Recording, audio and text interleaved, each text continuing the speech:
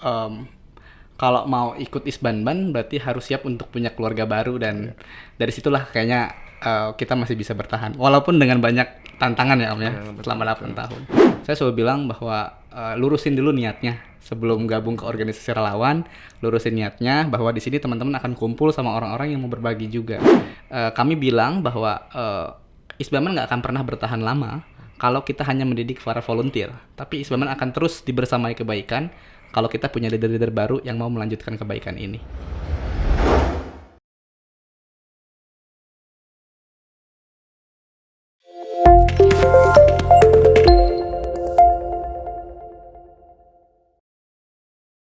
Assalamualaikum warahmatullahi wabarakatuh. Wilujeng morning, Sobat PM. Di dunia anak muda, khususnya di dunia kerelawanan, siapa yang tidak kenal dengan sosok Panji Ajis Pratama? Dia adalah founder dari Isbanban Foundation, organisasi nirlaba yang bergerak di bidang pendidikan. Langsung saja kita sapa.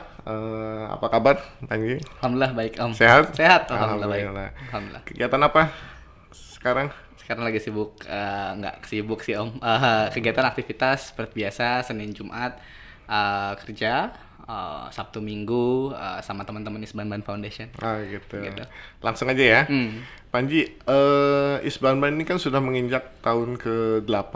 Ya. Padahal kita tahu kalau Isbanban ini organisasi non-profit. Ya. Artinya memang yang terlibat di sana adalah anak-anak muda sebagai relawan Ya. ya. Dan bergerak di bidang membuka akses pendidikan di pelosok-pelosok desa yang cukup berat lah gitu. Kok bisa sih bertahan sampai 8 tahun kira-kira apa nih yang sudah dilakukan oleh Isbanban? Iya, kita 8 tahun juga nggak pernah nyangka sih Om ada di titik ini, dan harapannya memang inginnya ke depan terus sampai panjang gitu ya. Apa sih yang ngebuat kita masih bertahan di 8 tahun? Satu hal karena kita sama-sama menginginkan satu organisasi yang basisnya memang punya basis kekeluargaan. Dimana isinya relawan-relawan ini tuh kita anggap sebagai keluarga baru kita, keluarga kedua kita, bahkan menjadi rumah kedua bagi mereka untuk pulang gitu. Jadi ada beberapa hal yang ngebuat kita tuh kayak kalau mau ikut Isbanban berarti harus siap untuk punya keluarga baru, dan dari situlah kayaknya kita masih bisa bertahan walaupun dengan banyak tantangan ya Om ya, selama 8 tahun. Kan mohon maaf nih,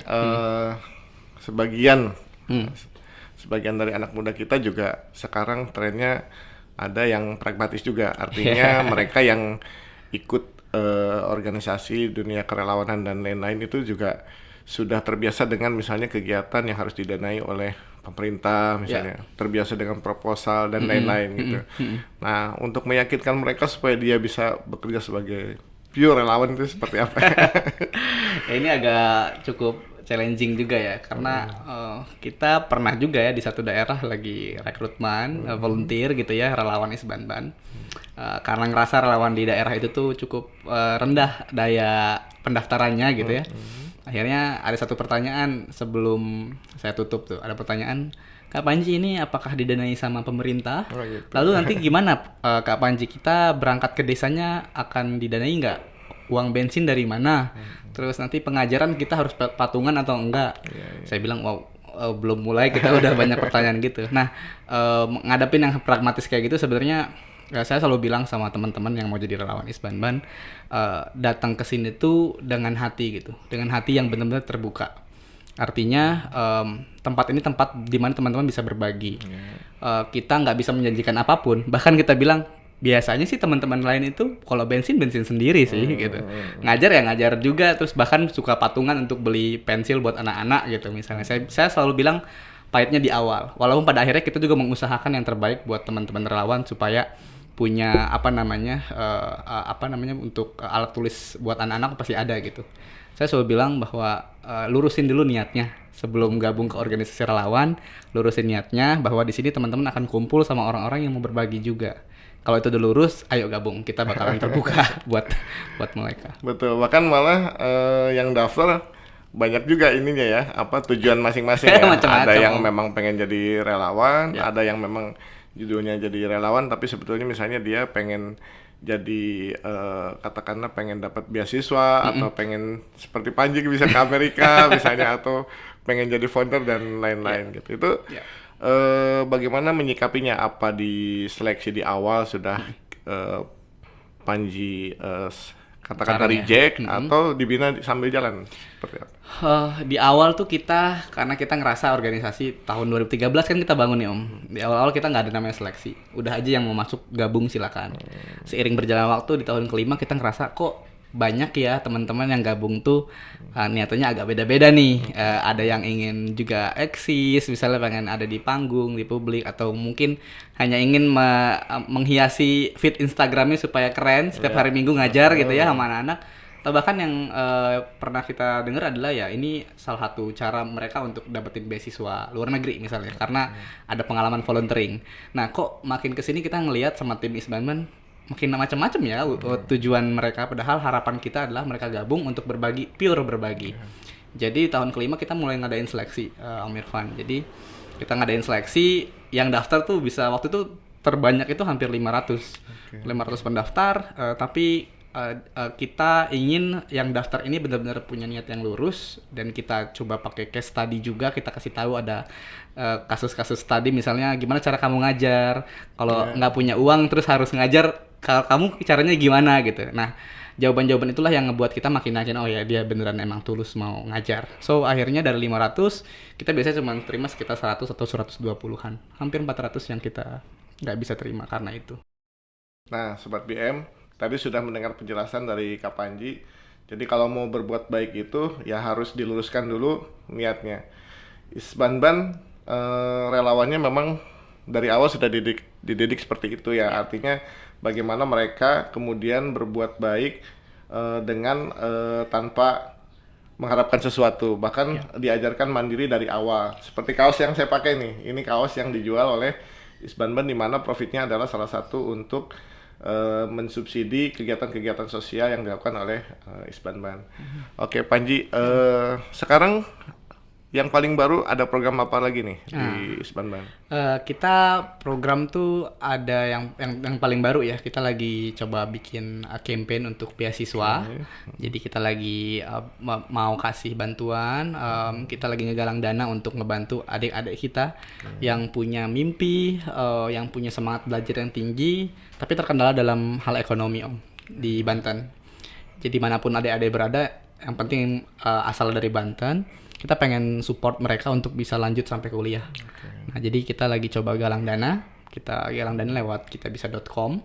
Dan biasanya crowdfunding kayak gini nih ngebuat orang-orang siapapun itu bisa donasi atau bisa bantu dari mulai Rp10.000 untuk bantu beasiswa anak-anak. Tahun 2019 lalu kita alhamdulillah dapat juga crowdfunding dan bisa beasiswain 45 anak untuk sampai kuliah, dan sekarang udah ada beberapa yang udah masuk kampus juga. Di mana aja tuh? Ada kira-kira beberapa. Kemarin saya baru dapat kabar tuh, bahagia banget, ada yang masuk IPB, Institut Pertanian Bogor, ada yang masuk Universitas Diponegoro di Semarang. Yang paling dekat mungkin Untirta Serang. Ini udah hampir 4-5 orang udah masuk sana. Dan beberapa juga ada yang masuk universitas swasta. Tapi semua beasiswa sih. Itu beasiswanya dari SMA ya? Jadi SMA. Kita beasiswa dari SMA kelas 2 sampai kelas 3. Kelas 3-nya kita khususin buat nge-mentoring adik-adik supaya lebih siap menghadapi dunia kampus dan juga SBMPTN. Oke. Gitu. Ya. Sobat BM, nanti yang mau bantu Isbanban, donasinya berapa aja bisa diintip di kitabisa.com. Nanti cari aja Isbanban ada program apa, bisa bantu di situ. Ya. Selain itu, kolaborasi apa lagi yang dilakukan oleh Isbanban? Ya, kita kolaborasi, kita percaya banget nih Om Irfan bahwa kayaknya bertahannya kita sampai hari ini tuh tidak terlepas dari banyak bantuan dan support dari banyak pihak. Kita selalu percaya sama satu hal, namanya mungkin sekarang lagi dibilang pentahelix model. Jadi kita kita tuh hidup kan berdampingan. Dan kita secara pekerjaan, karir juga macam-macam orang yang bekerja. Ada yang orang media, ada orang pemerintahan, ada orang korporasi gitu. Isbanban melihat dari sisi organisasi non-profit, kita organisasi anak muda yang sepertinya bisa nih melakukan kolaborasi-kolaborasi hebat dengan mereka. Makanya 2019 kita kerjasama dengan Gojek dalam hal galang dana campaign beasiswa. 2020 kemarin sama Ninja Express, mereka ngasih bantuan donasi CSR untuk pengembangan taman baca. Itu dari sisi korporasi, tapi kalau dari sisi pemerintah kita kerjasama sama Basnas. Nah mungkin lembaga pemerintahan ya, secara Basnas ini zakat pendidikan, jadi kita sekarang kerjasama dengan Basnas dalam hal zakat pendidikan, ngegalang dana zakat itu untuk beasiswa anak-anak. Terakhir itu yang paling baru mungkin kita kerjasama dengan corporate Men's Republic, jadi kayak ngebagiin sepatu buat adik-adik binaan kita yang ada di Banten. Iya, Dan itu free udah buat jalan mereka. itu ya? Udah jalan. Keren. Kolaborasi itu bikin kita kerja lebih cepat dibandingkan kita jalan sendiri ya, begitu ya. Bener, Om.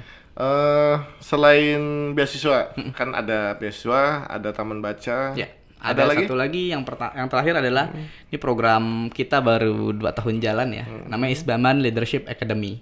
Nah, Isbanban Leadership Academy ini kita ngerasa bahwa di umur yang ke-8 tahun Isbanban, kok dari tahun pertama sampai tahun ke-6 kita selalu mendidik volunteer sebagai volunteer atau sebagai relawan.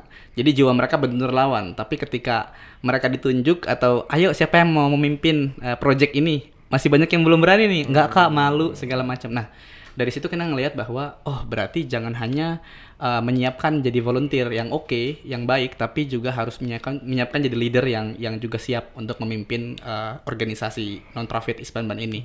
Karena Panji percaya kalau kebaikan itu emang harus ditemani atau bahkan dibersamai dengan leader-leader yang juga punya kapasitas di sana. Dan kita percaya volunteer-volunteer kita itu bisa menjadi leader di areanya masing-masing, yaitu di Isbanban Foundation. Gitu. Jadi itu fokusnya ke pelatihan sih Om, pelatihan kepemimpinan. Ini yang luar biasa Sobat BM, karena selain jadi relawan, ternyata punya kesempatan juga dididik menjadi seorang leader ya. Nah, sekali lagi saya ingin sampaikan bahwa untuk scale up, baik itu perusahaan maupun organisasi, ternyata hal yang paling penting yang harus dilakukan adalah bagaimana mempersiapkan SDM-nya terlebih dahulu, sehingga tidak ada jurang pada saat scale up dilakukan, begitu ya, Panji ya. Baik, sekarang program e-leader Isbanban Leadership sudah sampai mana nih? Sekarang sudah selesai kita per tahun tuh kita bilang wave. Jadi kemarin baru beres yang wave 2 tahun 2020. 2021 insya Allah semoga akhir tahun kalau tidak ada halangan wave 3. Jadi satu wave itu berkisar 4 bulan program kepemimpinan. Jadi dalam 4 bulan itu kita menyeleksi relawan-relawan internalnya Isbanban. Kita seleksi lagi tuh yang siap dan mampu untuk jadi leader ke depan di Isbanban. Kita seleksi lagi jadi sekitar 20-30 orang. Mereka yang dibimbing secara intensif selama 4 bulan. Kita siapkan mentor-mentor terbaik. Nah, waktu itu juga terima kasih Om Irfan udah jadi mentor kita di IELTS Wave 2 dan Wave 3. Semoga nanti kita bisa melahirkan lagi leader baru. Hasilnya beberapa teman-teman jadi lebih mampu Om, dan lebih pede untuk mimpin. Kami bilang bahwa Isbanban nggak akan pernah bertahan lama kalau kita hanya mendidik para volunteer. Tapi Isbanban akan terus dibersamai kebaikan kalau kita punya leader-leader baru yang mau melanjutkan kebaikan ini. Ya, gitu. Regenerasinya harus terus jalan. Jadi penting banget. Siapapun nanti pemimpinnya, Isbanbannya bisa terus jalan. Yang paling penting Isbanbannya harus tetap ada. Oke. Baik, Panji, tadi sudah diceritakan soal leadership. Ya. Kelihatannya sudah mulai ada dampaknya ya, karena saya lihat di Isbanban sekarang regenerasi berjalan cukup baik gitu. Alhamdulillah. Saya melihat yang terbaru kan sekarang managing direkturnya baru tuh ya, siapa namanya? Sofan Amiruddin. Ya. Coba bisa ceritain nggak? Jadi per 2020 ini, tepatnya bulan Januari, kita sudah memilih, menyepakati bahkan bermusyawarah dengan tim di Isbanban Foundation internal. Managing Director bukan lagi saya Om, sebagai MD, tapi sudah beralih ke Sofan Amiruddin. Jadi Sofan ini adalah adik kita sebenarnya, relawan Isbanban juga yang gabung sekitar tahun, saya agak lupa, tapi sekitar 2016 gabung, jadi sudah 4 tahun jalan. Awalnya Sofan ini jadi volunteer, pengajar gitu ya. Memang niatan awalnya yang saya lihat dan teman-teman lihat adalah Sofan pure pengen ngajar, pure pengen memberikan kontribusi baiknya buat adik-adik. Dia suka sama anak-anak, dia pengen ngajar. Dari situ akhirnya kita percaya lagi tuh jadi program manager. Dari situ kita sebelumnya project officer dulu. Jadi megang jadi Isbanban itu kan ada 8 wilayah. Sofan waktu itu dipercaya di project officer di Tangerang Selatan. Setelah Sofan pegang, kita melihat banyak banyak nih Om, banyak kemajuan di Tangerang Selatan. Ada programnya jalan, volunteernya aktif. Dari situ kita percaya lagi jadi program manager, megang 8 wilayah di Isbanban. Program manager jalan, kita lihat juga banyak progres yang dia lakukan. Kita ngelihat bahwa oh inilah saatnya Isbanban harus dipegang oleh orang lain yang memang di dalam satu keluarga Isbanban. Dia sudah tahu Isbanban dari awal dan dia sudah tahu dari akar rumputnya. Karena Sofan ini orang-orang grassroots, dia yang tahu ketika ngadepin anak seperti apa. Sampai ketika ditarik di manajemen Isbanban, dia harus paham, dia sangat paham untuk bagaimana meliding seseorang. Jadi alhamdulillah kita bisa tetapkan jadi managing director kemarin. Ini menarik karena di beberapa organisasi, di beberapa komunitas itu kayak semacam ada leader sentris gitu ya. Maksudnya orang yang di atasnya itu aja gitu. Dan ya nggak mau nurunin, nggak mau diturunin juga gitu. Perlu keberanian untuk mendelegasikan satu tanggung jawab kepada orang lain atau pada adik kita gitu ya.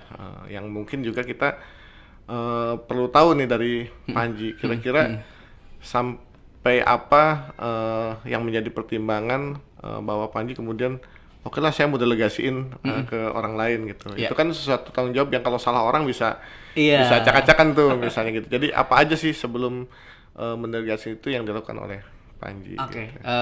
Sebenarnya alasan terbesar kita akhirnya harus ada regenerasi adalah karena kita pengen beri dampak yang lebih panjang. Panji nggak selalu selamanya akan ada di dunia, maksudnya di Isbanban gitu. Kita nggak pernah tahu umur kita kapan dan kita juga nggak pernah tahu kita akan melakukan apa ke depan. Tapi yang paling diharapkan sama kami semua adalah doa panjang umurnya Isbanban itu. Nah, dengan panjang umur Isbanban berarti kita harus menyiapkan orang-orang yang juga siap untuk memanjangkan umurnya Isbanban. Kalau terus founder centric, kalau terus leader yang kayak saya nggak mau diturunin nih, kayaknya masih seru di Isbanban. Itu mungkin udah zaman kuno banget ya. Saya ngerasa bahwa makin kesini organisasi non-profit tuh harus diisi dan dipenuhi, disesakkan kita bilang tuh disesakkan oleh anak-anak muda yang siap untuk jadi leader. Teman-teman pun udah hari ini teman-teman kalau ditanya juga di Isbanban siapapun nanti managing directornya mungkin siapa lagi nanti harus siap gitu. Karena itulah cara satu-satunya untuk kita lebih panjang umur, lebih panjang kebaikan, dan kita akhirnya bisa beri dampak seperti di kaos yang Om Irfan pakai gitu. Anak muda atau para komunitas yang ada di Banten, dengerin ya, yang tua-tua turun. Cepet turun, kasih tanggung jawab pada yang muda. Udah waktunya yang muda dipercaya dan bergerak. Gitu ya. Betul. Terakhir harapan kepada Isbanban dari Panji ke depan. Yang tadi kita omongin Isbanban harapan besarnya sih kalau anak muda lain bilang tuh jadi sustainability organization. Pengennya sih panjang umur Om. Memanjangkan umur tuh kan perlu orang-orang yang mau membersamai terus. Kayak tahun ini kita punya tagline membersamai kebaikan. Di waktu, di tempat dan di kondisi yang tidak banyak memungkinkan kita untuk banyak bergerak seperti pandemi ini, kita bersikeras sekali untuk bisa tetap memberikan dampak buat orang lain dengan cara apapun itu, walaupun banyak keterbatasan. Harapan utamanya adalah dengan kondisi apapun, semoga Isbanban tetap bisa beradaptasi dan bisa memberikan dampak yang lebih baik buat anak-anak yang lebih banyak lagi di pelosok daerah Banten. Amin. Gitu Om. Luar biasa. Baiklah, Sobat BM, untuk mencapai usia yang panjang umur tadi, rupanya kita perlu visi yang kuat, visi yang jelas, sehingga semua anggota organisasi tahu tujuannya mau arah kemana.